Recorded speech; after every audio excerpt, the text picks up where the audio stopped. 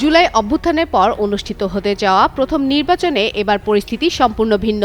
ত্রয়োদশ জাতীয় সংসদ নির্বাচনে গুরুত্বপূর্ণ ভূমিকা পালন করবে জেনারেশন জেড বা জেনজিরা। সোমবার আন্তর্জাতিক বার্তা সংস্থা রয়টার্সে এ নিয়ে একটি প্রতিবেদন প্রকাশ করা হয়। সেখানে বলা হয়েছে, ক্ষমতাচ্যুত প্রধানমন্ত্রী শেখ হাসিনার আওয়ামী লীগ এখন নিষিদ্ধ।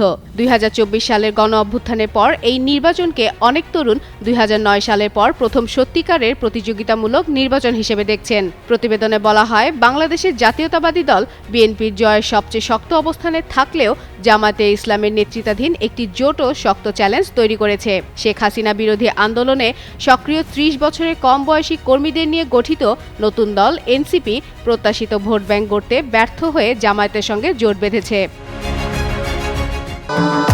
ভবিষ্যৎ হোক নিরাপদ, বিনিয়োগ হোক বিশ্বস্ত, আর আমার পছন্দ সল্ট বে। ওয়েলকাম টু সল্ট বে। এদিকে রয়টার্সকে দেওয়া এক সাক্ষাৎকারে বিএনপির চেয়ারম্যান তারেক রহমান বলেন, ৩০০ আসনের মধ্যে ২৯২টিতে প্রতিদ্বন্দ্বিতা করে তার দল সরকার গঠনের মতো সংখ্যাগরিষ্ঠতা পাবে বলে তিনি আশাবাদী। এ নিয়ে বিশ্লেষকরা মনে করছেন, নির্বাচনের ফল স্পষ্ট না হলে রাজনৈতিক অস্থিরতা আরও বাড়তে পারে। শেখ হাসিনা পতনের পর বিগত কয়েক মাসে অচলাবস্থা দেশে অর্থনীতি, বিশেষ করে পোশাক রপ্তানি খাতে মারাত্মকভাবে ক্ষতিগ্রস্ত হয়েছে। জরিপে দেখা গেছে, ভোটারদের প্রধান উদ্বেগ দুর্নীতি ও মুদ্রাস্ফীতি। ধর্মীয় আদর্শের চেয়ে জামাতের পরিচ্ছন্ন মনোভাবকেই ভোটারদের বেশি আকর্ষণ করছে। একই সঙ্গে ভোটাররা দায়িত্বশীল ও দক্ষ নেতৃত্ব প্রত্যাশা করছেন।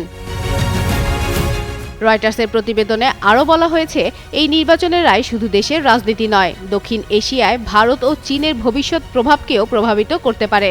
মোট ভোটারের প্রায় ১/৪ জেনজি হওয়ায় শেষ পর্যন্ত তাদের সিদ্ধান্তই হতে পারে নির্বাচনের নিয়ামক। ফাতেমা ফাতেহ জান, যুগান্তর নিউজ।